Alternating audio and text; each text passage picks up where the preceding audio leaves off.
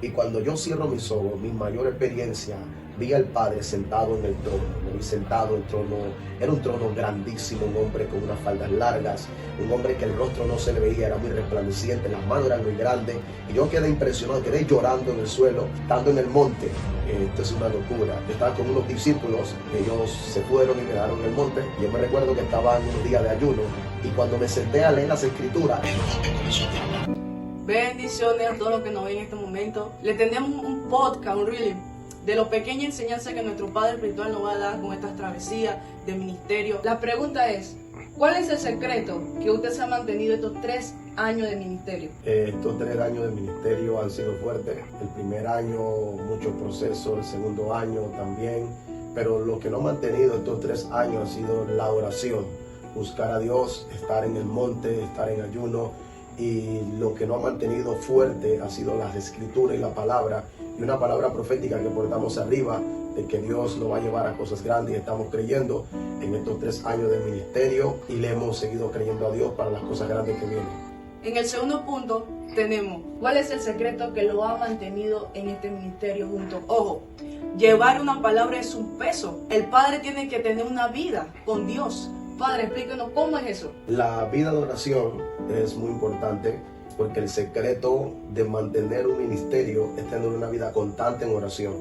He aprendido que cuando empecé a orar, empecé 1 hora de oración, después le fui subiendo a 8 horas, 9 horas. Hay secretos que el Espíritu de Dios te mantiene y comienzas a tener una relación con el Espíritu Santo.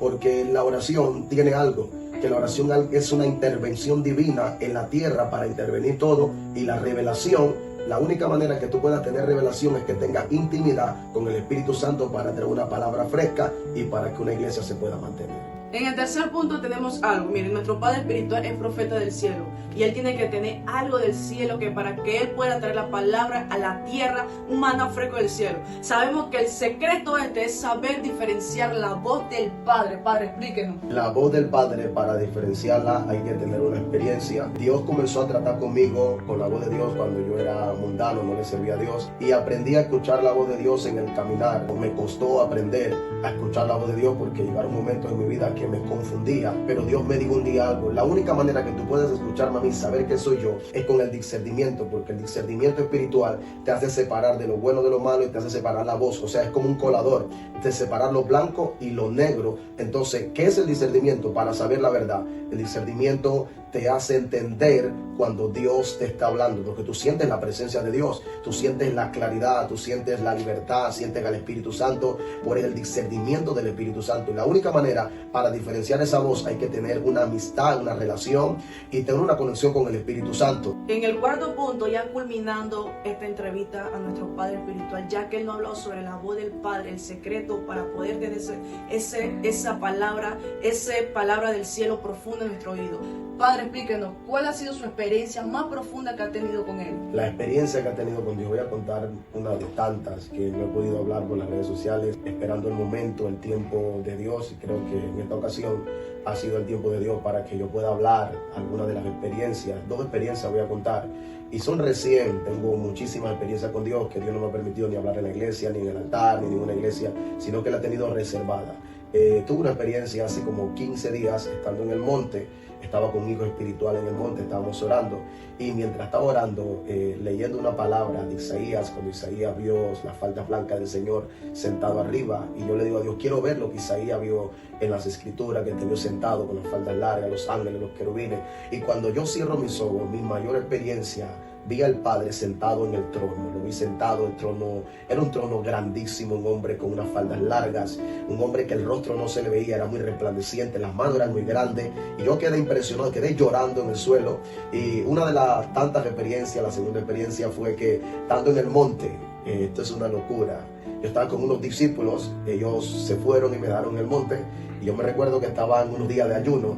Y cuando me senté a leer las escrituras, el monte comenzó a temblar. Y yo le pregunto a ellos cuando ellos regresan, Ashley Martínez, le pregunto a ellos y le pregunto que si había un temblor, que miraran en la noticia, miraran en la televisión. Ellos me dicen que no había pasado absolutamente nada. Y yo entendí que era un temblor espiritual. Wow. Entendí que algo Dios estaba haciendo, me estaba dando a entender que Él está conmigo, dando a entender que el temblor de su presencia cuando llega a un lugar, el Dios se manifiesta. Entendí que Dios habita en el monte donde yo oro.